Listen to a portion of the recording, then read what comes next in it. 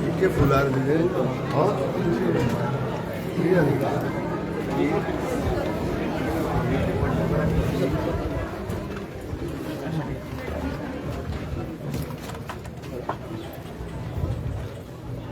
ज्यांची आपण आतुरतेने पाहतो आहोत असे गोवा राज्याचे मुख्यमंत्री माननीय डॉक्टर प्रमोद सावंत साहेब यांचं या ठिकाणी आगमन झालेले जोरदार टाळ्यांनी आपण त्यांचं स्वागत करूया।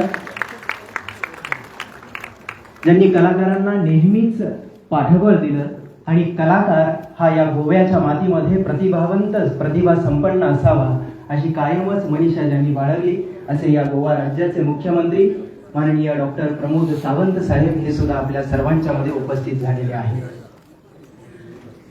मित्रहो, गोवा मराठी चित्रपट महोत्सव हा आपणा सर्वांच्यासाठी अगदी हृदयस्थानी जिव्हाळ्याचा विषय।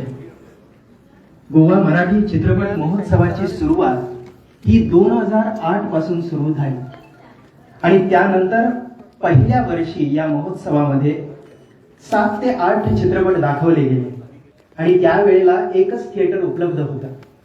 पण आज 14 वर्षांचा हा अव्याहतपणे प्रवास बघितल्यानंतर आपल्याला लक्षात येतं की या महोत्सवासाठी यंदा 3 थिएटर्स उपलब्ध झाली आहेत। ही आपण सर्वांच्यासाठी अभिमानाची गोष्ट आहे।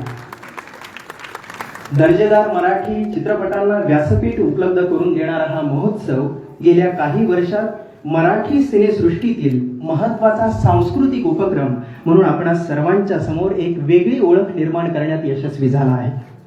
गोवा, महाराष्ट्र आणि देशाच्या विविध भागातील चित्रपटप्रेमी, निर्माते, दिग्दर्शक, तंत्रज्ञ या सर्वच कलाकारांचा या महोत्सवामध्ये सक्रिय सहभाग असतो हे आपण सर्वांसाठी विशेष।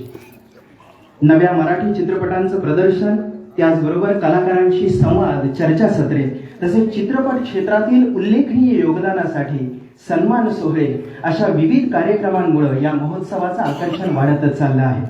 दरवर्षीप्रमाणे याही वर्षी या महोत्सवात अनेक दर्जेदार आणि आशयघन चित्रपट आपण सर्वांच्या प्रेक्षकांच्या भेटीला येणार आहेत। यावर्षी या फिल्म फेस्टिवलमध्ये 25 फीचर फिल्म्स, 5 शॉर्ट फिल्म्स आणि 5 वर्ल्ड प्रीमियर या महोत्सवामध्ये सहभागी आहेत आणि आपण सर्वांच्या समोर संपन्न होणार आहेत। विशेष म्हणजे यावर्षी तब्बल 100 नामांकित कलाकार, अभिनेते, अभिनेत्री या महोत्सवामध्ये आपण सर्वांच्या मध्ये उपस्थित आहेत। हे आपण सर्वांच्यासाठी एक अभिमानाची बाब आहे।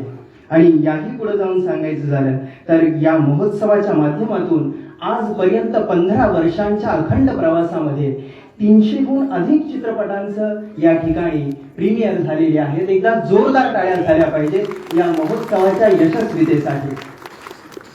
आपण हा 15 वर्षांचा दैदिप्यमान असा प्रवास एका एडीच्या माध्यमातून पाहणार आहोत। तर जोरदार टाळ्यांनी या एडीचं सुद्धा आपण स्वागत करूया।